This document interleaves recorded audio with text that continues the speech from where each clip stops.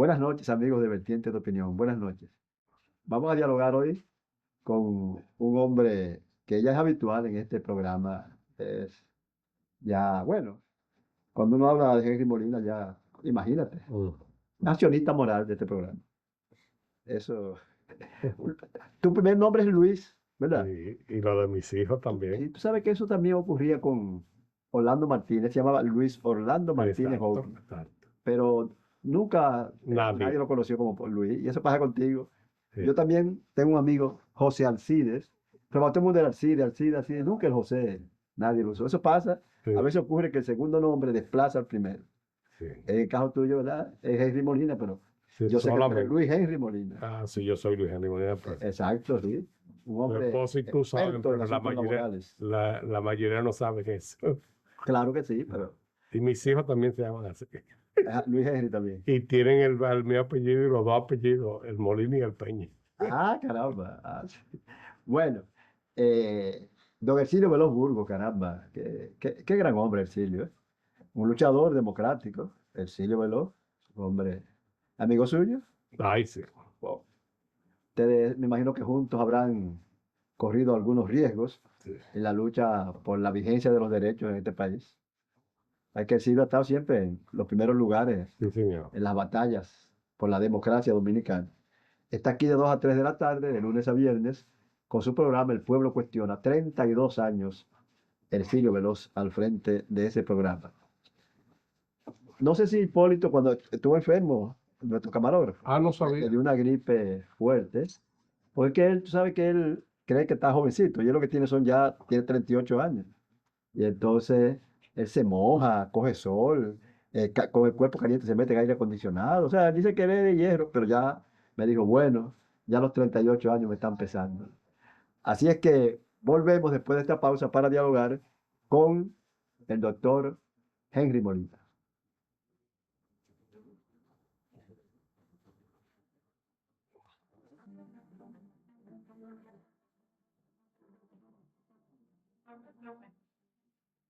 De inmediato vamos a iniciar este diálogo con nuestro invitado, el doctor Henry Molina. Doctor, la Comisión Interamericana de los Derechos Humanos, reunida en San José, Costa Rica, una capital que usted conoce bien, está tratando, entre otros asuntos, la presunta actitud de maltrato por parte del gobierno dominicano en la repatriación de indocumentados de la vecina nación haitiana. Indudablemente que esto se ha repetido en diversos cónclaves internacionales, sobre todo cuando el presidente Jean-Bertrand Aristide estuvo conduciendo los destinos de la nación haitiana. Era algo ya casi cotidiano, eso de acusar a la República Dominicana de maltrato a los braceros, de actitudes racistas, de xenofobia, en fin. En su condición de hombre versado en todo lo que tiene que ver con la solidaridad internacional, con las relaciones internacionales, con la diplomacia, con la lucha por la vigencia de los derechos humanos, ¿cuál es su opinión acerca de este asunto? ¿Y cuál debería ser la posición del país frente a la migración haitiana? Bueno, en primer lugar, en los años que me tocó ser el director de política exterior de la Confederación Mundial del Trabajo, que tenía su sede en Bélgica, y de la Central Latinoamericana de Trabajadores con su sede en Caracas, Venezuela, pues mi quehacer diario, mi habitual trabajo, era precisamente la defensa de los derechos y las libertades de los trabajadores y sus organizaciones. En ese sentido me tocaron muchas actividades, tanto ante la Corte Interamericana de los Derechos Humanos con sede en San José, Costa Rica, como también ante la Corte Internacional de la Haya, que su equivalencia en materia de trabajo es la Comisión de Encuesta e Investigación de la OIT, de la Organización Internacional del Trabajo, que es tripartita y la preside un juez de la Corte Internacional de la Haya. Hay varios latinos que han sido inclusive miembro de ambas comisiones, tanto de la Corte Internacional de la Haya como de la Comisión de Encuesta e Investigación de la OIT. Me acuerdo que me tocó mucho con un peruano magistrado, Bustamante, que le tocó ese quehacer, e inclusive en una ocasión se trató el caso de los derechos y la libertad de Chile en el 1973, y ahí me tocó una especie de ser el fiscal, el acusador o el defensor de esos derechos y de esa libertad, circunstancia esa que ameritó no solamente la prohibición de que yo fuera a Chile, sino también la expulsión de la delegación nuestra que en ese momento se encontraba allá. Es decir, que no se trata de nada nuevo, distinto ni ajeno. Nosotros venimos escuchando desde el 1961 que fuimos a hablar contra el régimen totalitario de Trujillo a la OIT, y después del 62 que ya fuimos como delegados titular de los trabajadores ante la 62ª Conferencia Internacional de la OIT celebrada en Ginebra. Hemos venido observando las reiteradas demandas y denuncias sobre el maltrato, fundamentalmente en el campo laboral, a los trabajadores braceros haitianos. Esta demanda ahora incoada ante la Corte Interamericana es mucho más amplia y se trata al concepto moderno de los derechos y libertades a manera global y a la defensa de los derechos humanos, donde podría caber muy fácilmente la frase tren, ciudad humana o es ajeno, porque ahí realmente incluyen todo el quehacer y todo el comportamiento.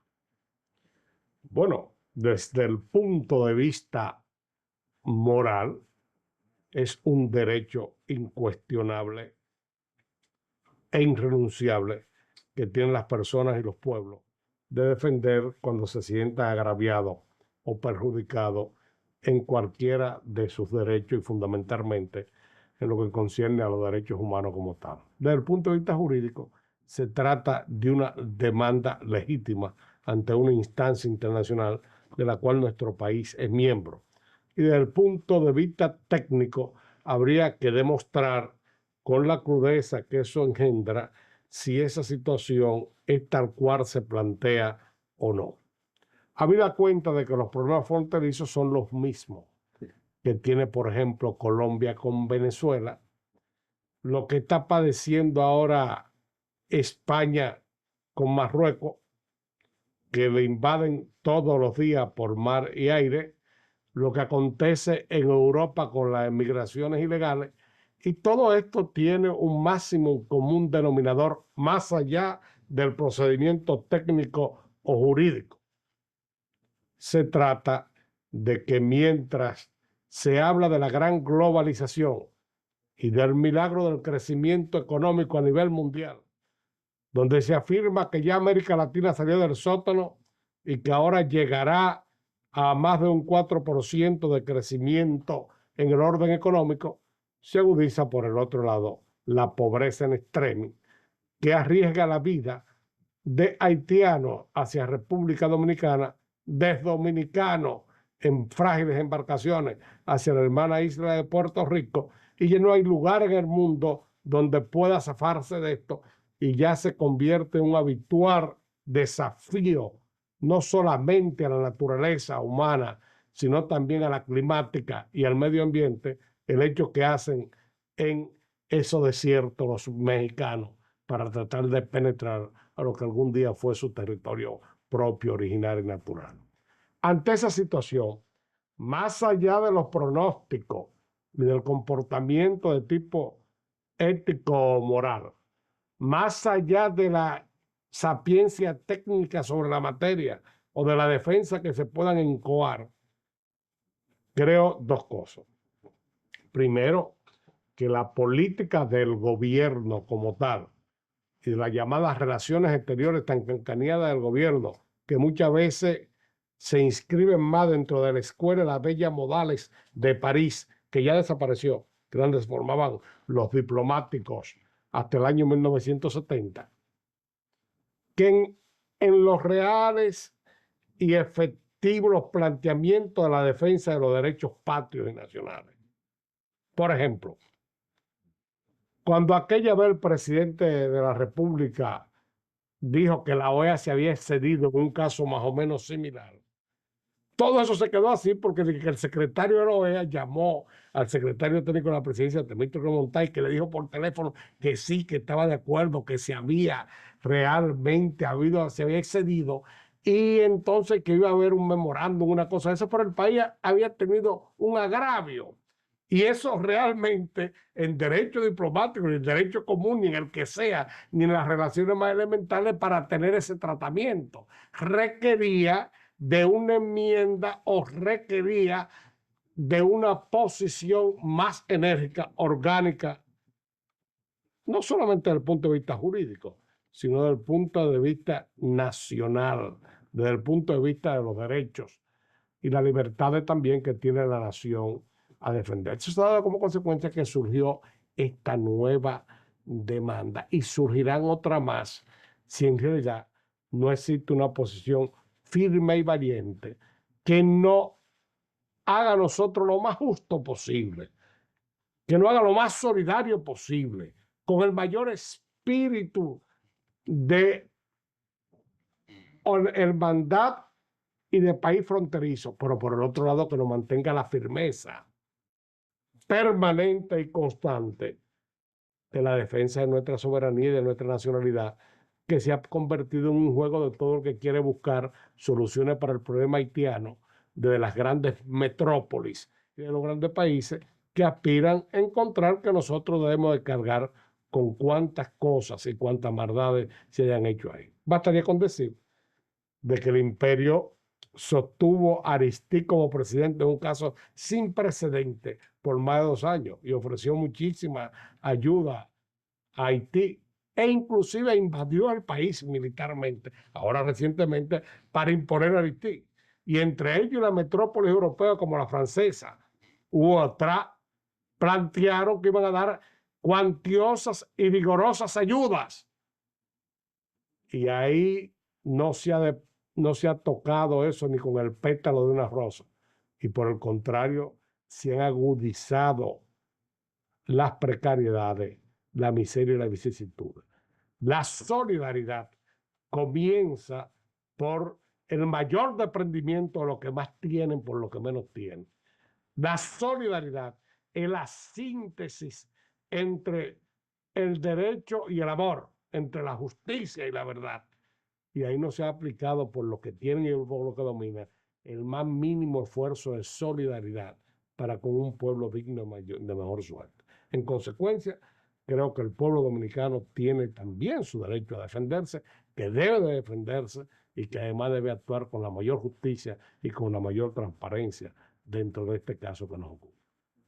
El expresidente de Costa Rica, José Figueres, que se encuentra en el país, en una entrevista para un importante periódico nacional, hablaba de que en ese asunto de las migraciones hay que tener cuidado porque no se puede soslayar, y en tu respuesta a nuestra primera pregunta está también una afirmación similar, el aspecto humano. Y él hablaba, ponía el caso de Costa Rica, que dice que ya un 13% de la población de Costa Rica está constituido por nicaragüenses Sí. que emigran hacia Costa Rica en búsqueda de mejor vida. Y él dice que después de cierto tiempo ya califican para obtener la documentación que legalice su permanencia en la nación costarricense y por ende se hacen acreedores a los servicios de toda índole, educación, salud, que son, ¿verdad?, que brinda el Estado costarricense a sus nacionales y también a esos nicaragüenses que emigran. Y él dice que por eso hay que tener cuidado con la migración haitiana. Pero hay algo que me chocó.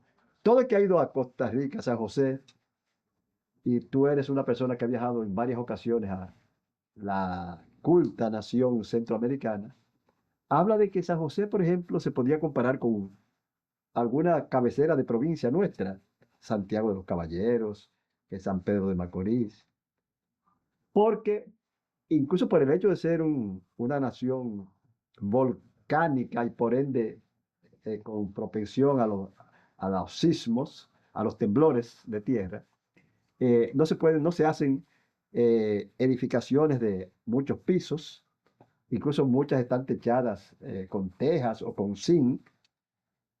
Y sin embargo, el expresidente José Figueres dijo como con una naturalidad, y a mí me chocó, que en vista de que Costa Rica tiene un índice de educación, un índice cultural mucho mayor que la República Dominicana, que sabemos que es un país con mayor desarrollo en muchos órdenes que la nación costarricense, ¿a qué factores atribuir esa circunstancia que en principio no debería ser, salvo en lo del analfabetismo que ya conocemos, que en Costa Rica el índice es muy bajo y aquí muy alto?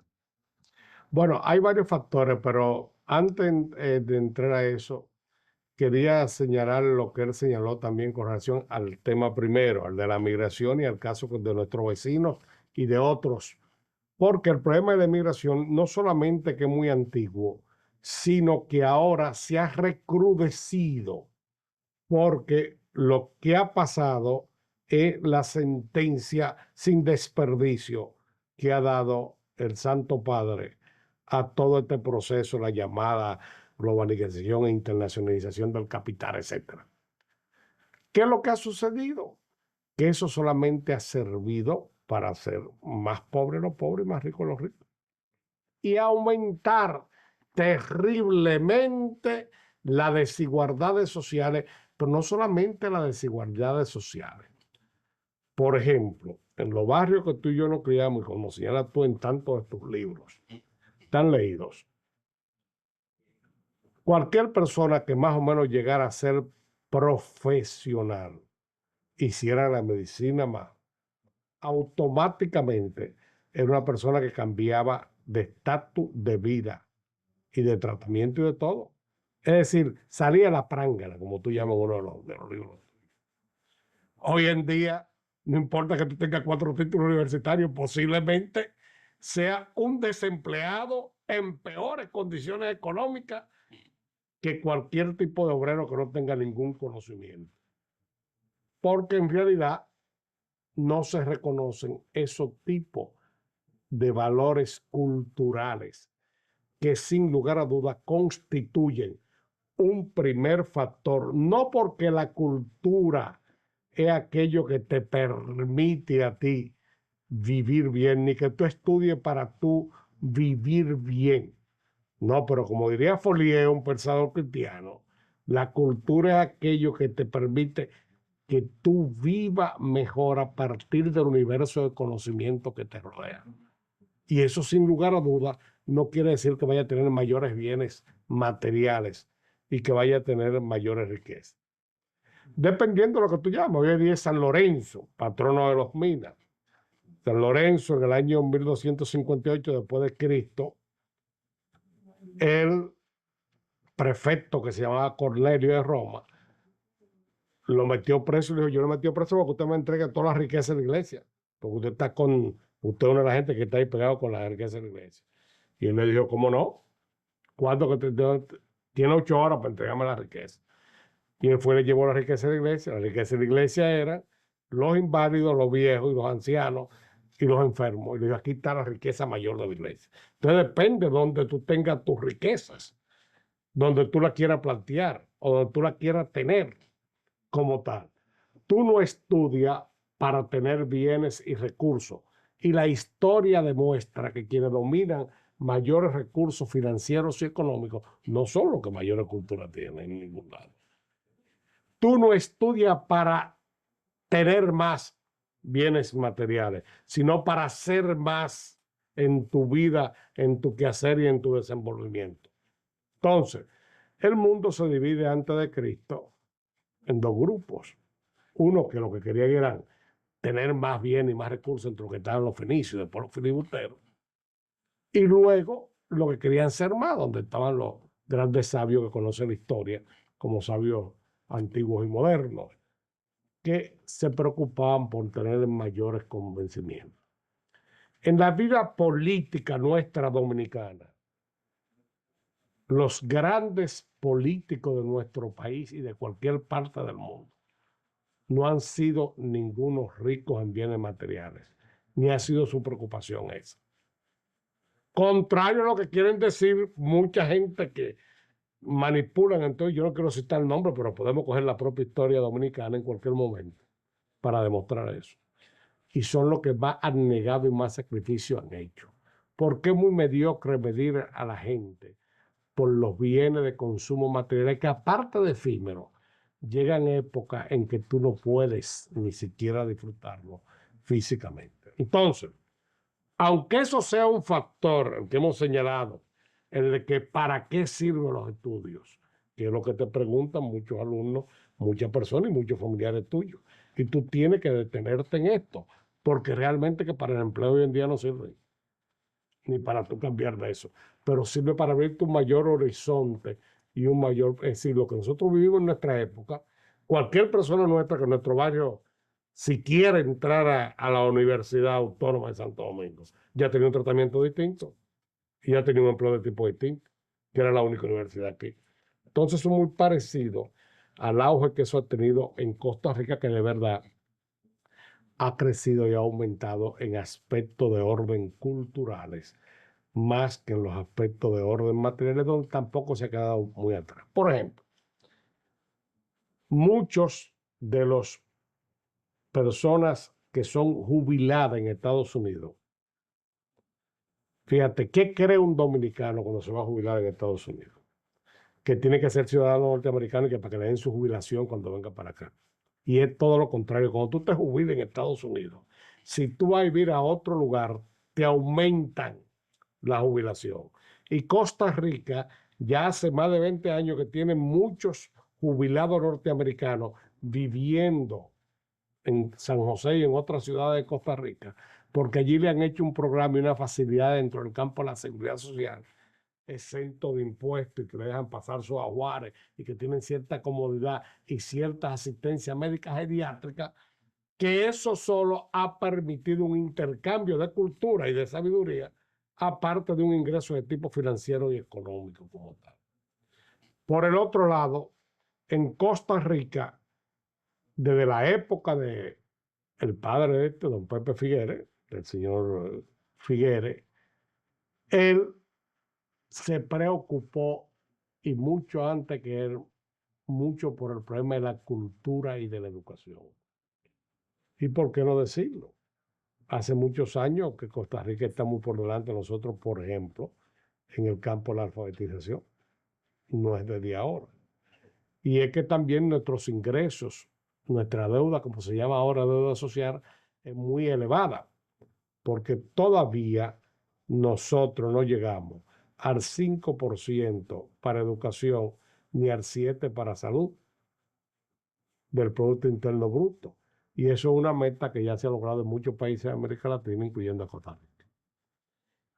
Indudablemente, Henry, que la República Dominicana se ha desarrollado, ha avanzado, pero lo que choca es que no se hayan hecho mayores esfuerzos en el campo de la alfabetización. Yo recuerdo que cuando mi esposa Ibelice fue secretaria de Educación, eh, fundamentó casi su programa en la alfabetización y no concitó el apoyo que ella esperaba, no solamente del gobierno, de su gobierno, sino de amplios sectores de la población que iban a ser, en una u otra forma, beneficiarios de esa alfabetización. Hasta Trujillo, ¿verdad? Un dictador a quien el oscurantismo de la población favorecía sus planes de permanencia indefinida en el poder, se preocupó por alfabetizar al país.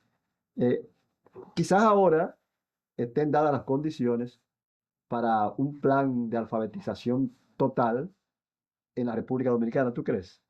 Yo tengo mucha esperanza y tengo mucho deseo de que este gobierno, más allá de todos los megaproyectos y más allá de todas las privatizaciones y más allá de todos los programas científicos, magnéticos, sin que yo niegue ni me meta a discutir nada de eso ni todos esos instrumentos, que este gobierno se desarrolle mucho en lo que realmente vale a partir de su eslogan, y es principalmente en los aspectos sociales y culturales, comenzando por la alfabetización, comenzando por ahí, y que hay un gran desarrollo. Y tengo mucha esperanza, y esa esperanza se aumenta. ¿Por qué se aumenta?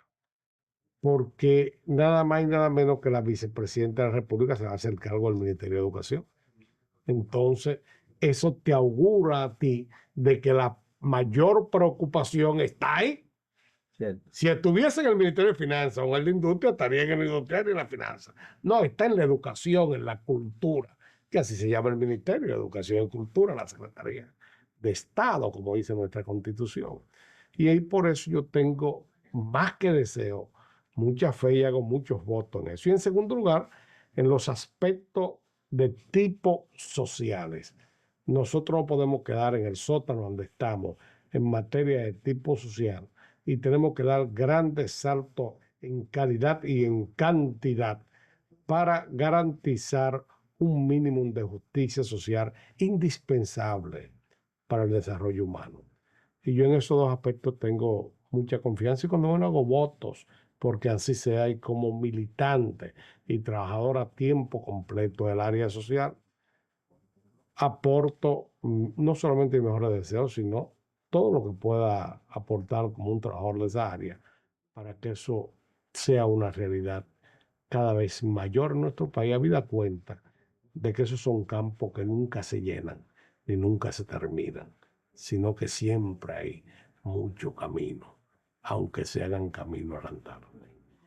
¿Qué está pasando con las sanciones que imponen los organismos internacionales a gobiernos dictatoriales? En el caso de Trujillo, fue como una especie de ayuda moral, porque todos vimos que el régimen se convirtió en una especie de leproso internacional, irradiado de la comunidad hemisférica, y por ende uno tuvo la noción de que Trujillo no era invencible.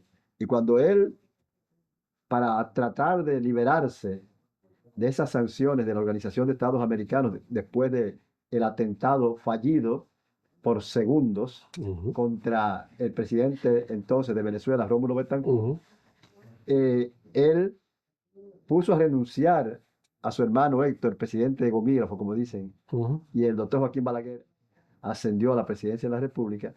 Todos vimos una manifestación de debilidad también del régimen que nos desgobernaba. Pero hemos visto que en Haití las sanciones a los regímenes militares no funcionaron y hubo que intervenir, como vinieron los Estados Unidos, para restituir al presidente constitucional, Jean Bertrand Aristide, y desplazar a los militares del poder.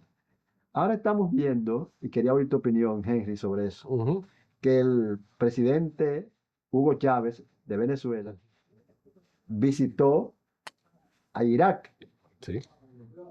que prácticamente el mundo occidental le ha aplicado sanciones desde el año 1992, cuando se permitió invadir el reino de Kuwait, lo cual provocó un devastador ataque de la Organización de Tratado del Atlántico Norte y de las potencias occidentales. Chávez dice que es hasta una manifestación de irrespeto el que Estados Unidos considerara algo grave que él se saliera de lo que es el respeto a esas sanciones y ser el primer jefe de Estado de Occidente en visitar al dictador iraquí. Como tú estás ligado muy sentimentalmente al pueblo venezolano, y lo has dicho varias veces en este programa, en los días de tus luchas por la democracia del país, ¿qué tú piensas de ese gesto de Chávez? Bueno, en primer lugar, los Estados Unidos tienen muchas cosas tan originales como inexplicables. Por ejemplo, se atribuye que la General Motors vendió armas a los dos bandos en guerra. Y cuando fueron a la Suprema Corte de Justicia Internacional, de la Suprema Corte de Justicia de Estados Unidos, la defensa del abogado fue la siguiente. ¿De quién es la General Motors? De los Estados Unidos, le contestó. ¿De qué país es la General Motors? Y el juez le contestó de los Estados Unidos. Y él dijo, pues lo que es bueno para la General Motors es bueno para los Estados Unidos. Y la multa fue muy pequeña. En cambio, esto le altera mucho que Chávez visite un país con el cual ellos no tienen, y en efecto ya han salido varias declaraciones del Departamento de Estado y otros grupos. Los Estados Unidos, por ejemplo, es el único país del mundo en béisbol, donde tiene la Serie Mundial de Béisbol, pero solamente juega un solo país, Estados Unidos. Más nadie, ningún otro país tiene A mí equipo nunca me ha entrado eso de que Serie eso. Mundial. Yo siempre he dicho Bueno, eso. y hay la situación también ya en el campo bélico-militar, un tanto también con cierto inexplicable. Primero, todavía no han explicado las dos invasiones militares que han hecho aquí en este país de tipo gigante, en ninguna red, ninguna especie. Tampoco han explicado con mucha claridad los resultados de la invasión reciente. No del propósito, sino el resultado como tal de la que tú acabas de señalar en Haití. Pero tampoco explicaron el despliegue terrible en Kosovo, ni mucho menos la guerra de la galaxia y todo eso en Irak, puesto de que en Kosovo gobiernan lo mismo, en Irán gobiernan lo mismo, y en Haití está gobernando lo mismo. ¿Cuáles son los resultados? ¿Por dónde van por eso?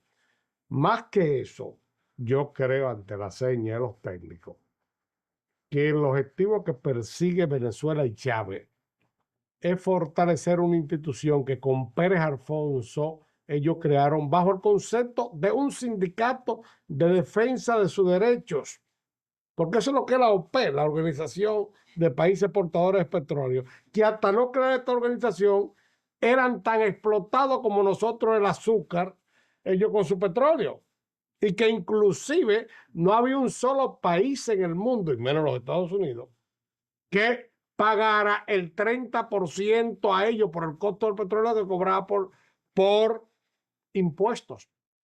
Es decir, que ni siquiera los impuestos que cobraban por el petróleo se los pagaba por la materia prima de Venezuela. Todo eso ha cambiado y fatalmente no hace mucho daño a nosotros y nuestra economía de país pobre. Pero ha sido la defensa que ellos han hecho, y este viaje de Chávez y del gobierno venezolano por todo ese país se inscribe dentro de esa política, habida cuenta de que por primera vez se va a reunir la OPEP en Venezuela y en un país latinoamericano el próximo mes de septiembre, y él está haciendo y garantizando esa solidaridad de productores petroleros. En consecuencia, pues, yo creo que no hay motivo de tanta alarma y de tanta preocupación. Y en esto recuerdo una vez que al entrar aquí a Santo Domingo, una persona que creo que era militar, vestido civil, me dijo, pero usted estuvo en Rusia. Le dije, cruce la otra página. Y vio, y me dijo, aquí también Italia, y no soy cardenal, así que no hay ningún tipo de problema con eso. Yo no creo que Chávez vaya a cambiar nada porque haya ido a esos países, ni su forma, ni su política, ni tampoco Estados Unidos va a cambiar nada porque haya, por ejemplo, primero haber estado en una especie de noviazgo en la Segunda Guerra Mundial con la Unión Soviética, después de enemigo acérrimo en el divorcio total de la llamada Guerra Fría, y porque ahora sea el protector mayor de la Unión Soviética. Eso no varía ni cambia el sentimiento ni el contenido de una política exterior ni de un comportamiento occidental. Vamos a hacer una breve pausa y luego continuaremos dialogando con este experto en asuntos internacionales y sobre todo en asuntos de seguridad social y de laborales también, doctor Henry Molina. Iba a decir Luis Henry Molina, pero Igual. Henry Molina.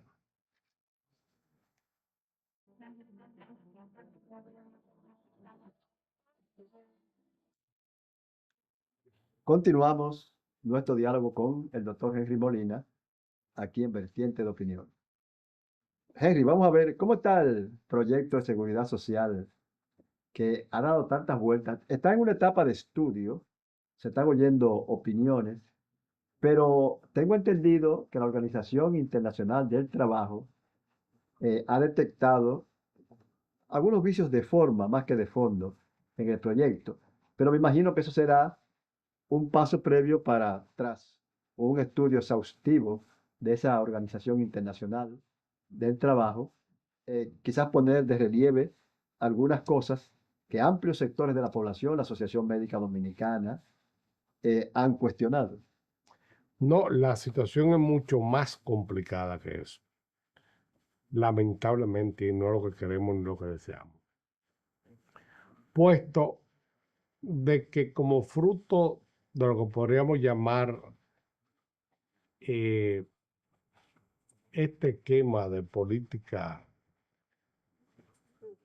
neomoderno que hubo después de la caída del muro de Berlín, la llamada del neoliberalismo económico y social, se intentó por todo lado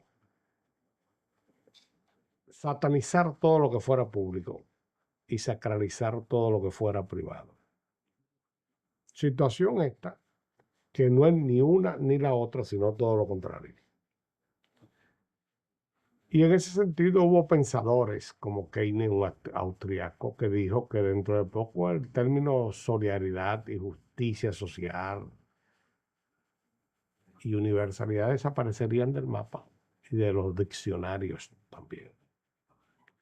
Porque eso era lo culpable de todo y fundamentalmente el objetivo era reducir el papel y el tamaño y el quehacer del Estado, del gobierno. De esto hay muchas explicaciones. Nosotros hemos tenido que padecer y vivir, y aquí la conocemos, de una manera o de otra. Y entonces apareció el llamado modelo chileno impuesto por Pinochet, que aquí en República Dominicana le llaman de que sistema de seguridad social privado, lo cual es una cuestión muy original de aquí, porque en Chile no lo llaman así. En Chile le llaman un sistema de ahorro para pensiones, no de seguridad social. En segundo lugar, eso fue impuesto por Pinochet, que yo sepa, parte de su récord de tener más sentencias en el mundo por atrocidades contra los derechos humanos.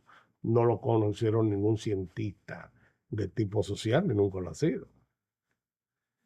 Pero además, las propias autoridades chilenas, las que están ahora y las que estaban antes, han señalado que ellos nunca fueron consultados, y mucho menos las organizaciones de trabajadores y de empleadores. Eso fue una imposición clásica de una dictadura totalitaria en el ocaso ya de su desgracia.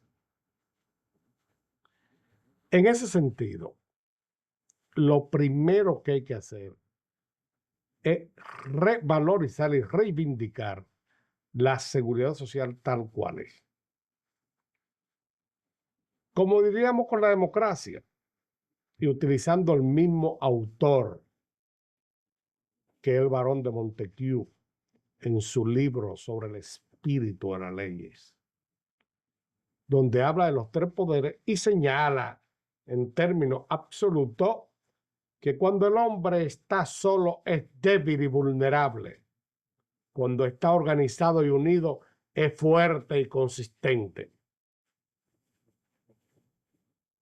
Y la seguridad social es como la democracia. La seguridad social es una. La democracia es una. Lo que tiene son diversas manifestaciones y diversos planteamientos, diversas modalidades y diverso contenido y aplicación en cada uno de los lugares. Y para ello, ante esta gran confusión creada, que se parpa y se vive todos los días, y para que no acontezca hecho como este que ha acontecido ante la OIT, que es la Organización Internacional del Trabajo, que ha señalado no poco, muchos errores en un memorándum técnico, y yo diría que algunos horrores también dentro de todo esto, porque se trata de ligar dos cosas que no son compatibles: que la seguridad social y el negocio lucrativo y especulativo que no tienen que ver nada con la seguridad social. Ante esta confusión hay que volver a los principios originales. Veamos algunos de ellos. El primer principio de la seguridad social es la universalidad, que quiere decir que todo el universo es parte de la seguridad social, pero no solamente como contribuyente, sino como personas que reciben servicios universales y globales, que dan y que reciben. Y el primer principio de la seguridad social, el de la universalidad, plantea la necesidad de recibir los más amplios y mejores servicios para enfrentar el duro quehacer de la vida diaria. Cuando usted me plantea al lado que va a ser una cosa de tipo individual, está violando no solamente los pensamientos de la seguridad social, sino la misma sentencia y el mismo pensamiento de la esencia de la democracia señalada por el mismo Montesquieu. Está presentando un hecho individual ante la organización que fortalece no solamente el cuerpo, sino el espíritu. Y por eso, toda acción individual es distinta y contraria a la acción organizada dentro de la solidaridad. Segundo, la integridad. La seguridad social tiene que dar servicio íntegro a todo el mundo por igual, más allá de sus posibilidades y más allá de los aportes que pueda o no tener. Lo que pueden variar son los montos de prestaciones económicas y financieras por lo que usted paga. Pero usted no va a poder tener un paquete de servicios médicos y hospitalarios para una persona que gane poco y otro paquete distinto porque gane mucho. Porque lo que importa es la persona humana y la cobertura de esa contingencia y de ese riesgo en materia de salud, no su categoría. Pero además, la seguridad social no es solo y mucho menos medicina hospitalaria y curativa. La seguridad social garantiza el cuidado global a la salud en cualquiera de sus manifestaciones, tal cual lo define la Organización Mundial de la Salud. Pero el punto más profundo y más grave es el de la solidaridad. La solidaridad es innegociable e insustituible dentro de la seguridad social. La solidaridad en la seguridad social se puede definir como la mejor síntesis entre el derecho y el amor, que se manifiesta en todo el quehacer de la vida humana y de la sociedad. Y en esa solidaridad, primero aquí, y los grandes pensadores individualistas negaban eso. Ya cité el caso de los primeros pensadores, como los austríacos. O lo que querían decir que por qué tenían que trabajar para otros. Bueno, porque es así la vida, en cualquier lugar, y porque así se manifiesta. Pero la solidaridad es incuestionable y además es innegociable en materia de seguridad social. Y por último está lo que se llama la equidad, que es la justicia social, que es la conducta aplicada a la justa distribución de los bienes. ¿Qué quiere decir eso? Que nada ni nadie puede recibir más que los asegurados en materia de seguridad social. Y como usted plantea un sistema de administración financiera, donde se lleva en los casos más exitosos, que es el que se señala aquí, el de Chile, más del 25% en administración solamente, para los que ejercen ese pingüe negocio. O en el caso de Bolivia, que se llama el 30%, usted me está poniendo el negocio y el lucro por delante del real sentir de la seguridad social, que finalmente la seguridad social es un proceso profundamente humano, dinámico, creador, que requiere de hombres y mujeres con mucha fe y confianza, no solamente en el porvenir del país, sino en la capacidad y en la voluntad para construir una sociedad más justa, más libre y más soberana.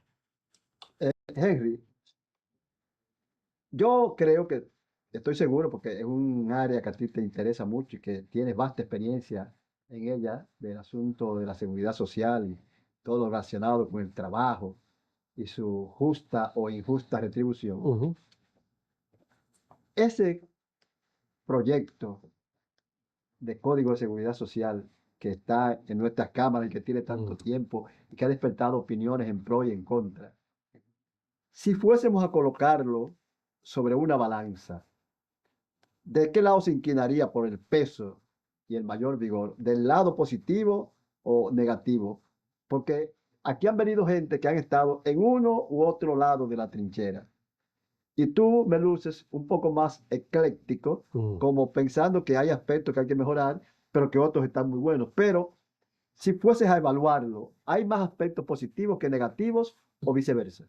Eso es como aplicar la actividad en un minuto, que le preguntaron a ti, yo no voy a evadirlo. Tiene más parte positiva que negativa, sin lugar a dudas. Ahora lo que sucede es que cuando se muere un familiar tuyo, para fines estadísticos se murió el 100% de tu familia. Para fines de la humanidad, eso no llega ni a un 1/10 del cuarto del 1%. Entonces, en la seguridad social hay que aproximarse al máximo de perfección, porque se trata no de la seguridad de algo material, sino de la persona humana, de la familia y de la sociedad. Y aunque su aplicación es gradual y progresiva, tiene que partir del concepto global para poder ver el horizonte, de suerte que las ramitas no obstruyan que vea la perspectiva del bosque.